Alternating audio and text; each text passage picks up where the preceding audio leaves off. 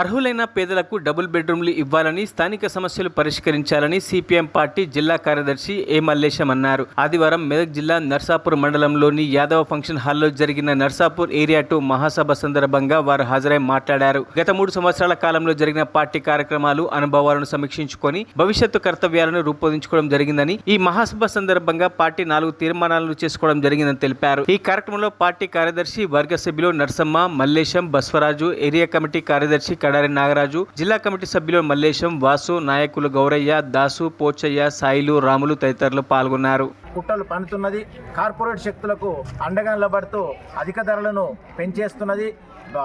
అంతర్జాతీయంగా petroleum barrel ధరలు తగ్గినప్పటికీ ఈ దేశంలో పెట్రోల్ ఛార్జీలు మాత్రం తగ్గించినటువంటి పరిస్థితి లేదు. తెలంగాణ రాష్ట్రంలో కూడా ఈ రాష్ట్ర ప్రభుత్వం ఎన్నికల సందర్భంగా ఇచ్చినటువంటి హామీలు అమలు చేయలేదు. ముఖ్యంగా రైతు బంధు పథకాన్ని, రైతు భరోసా పేరు మార్చి ఇప్పటి వరకు రైతు భరోసా బ్యాంక్ అకౌంట్లో వేయలేదు. రుణమాఫీ చేస్తామని చెప్పి ఇంకా చాలామంది రైతుల యొక్క రుణమాఫీ ఆగిపోయినటువంటి పరిస్థితి కూడా ఉంది. నర్సాపూర్ ప్రాంతాన్ని కనుక తీసుకున్నట్టయితే ఈ ప్రాంతం హైదరాబాద్కు కూతవేటు దూరంలో ఉన్నప్పటికీ నేటికి కుల వివక్ష కొనసాగుతున్నది. అనేక గ్రామాల్లో కులం పేరుతోని కూడా దాడులు జరుగుతున్నటువంటి పరిస్థితి ఉన్నది. సామాజిక న్యాయం కోసం కూడా ఈరోజు ఈ మహాసభలో తీర్మానాలు చేయబోతున్నాం. ముఖ్యంగా నర్సాపూర్ ప్రాంతం అభివృద్ధికి దూరంగా ఉన్నది. హైదరాబాద్ ఆనుకొని ఉన్న ఇవాళ అనేక మంది యువకులు, మహిళలు ఈ ప్రాంతం నుంచి బొంతపల్లి, జీడిమెట్ల ఇట్లాంటి పారిశ్రామిక ప్రాంతాలకు వలసలు పోయేటువంటి పరిస్థితి ఉంది. మరి ఈ ప్రాంతంలోనే కనుక మెదక్ నుంచి నర్సాపూర్ రోడ్డు మధ్యలో పరిశ్రమలు ఏర్పాటు చేసినట్టయితే ఈ ప్రాంత నిరుద్యోగులకు ఉద్యోగాలు వచ్చేటువంటి అవకాశం ఉంది. అదే రకంగా కాళేశ్వరం కాలువల పేరుతోని పెద్ద ఎత్తున కాలువలు తవ్వి భూములన్నీ గుంజుకున్నారు తప్ప ఈనాటి వరకు కాళేశ్వరం నీళ్లు, చుక్క నీరు కూడా ఈ ప్రాంత రైతులకు అందేటువంటి పరిస్థితి కనిపిస్తలేదు.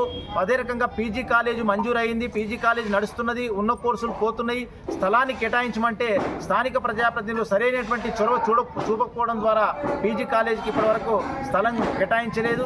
ఒక్క మాటలో మాట్లాడుకోవాలంటే ఈ ప్రాంతము విద్యాపరంగా వెనుకబడి ఉన్నది, అభివృద్ధి పరంగా వెనుకబడి ఉన్నది. అన్ని రకాలుగా వెనుకబడినటువంటి ప్రాంతాన్ని అభివృద్ధి చేయాలని చెప్పి కూడా ఈరోజు మహాసభలో తీర్మానాలు చేయబోతున్నాం.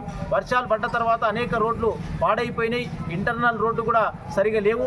రోడ్లు శాంక్షన్ అయినప్పటికీ ప్రభుత్వం డబ్బులు మంజూరు చేయకపోవడం ద్వారా రోడ్లు కూడా పని కూడా కొనసాగుతలేదు.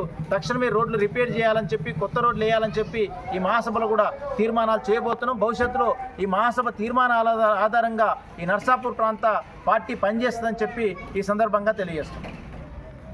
జిందాబాద్ సిపిఎం, జిందాబాద్ జిందాబాద్ సిపిఎం, జిందాబాద్ జిందాబాద్.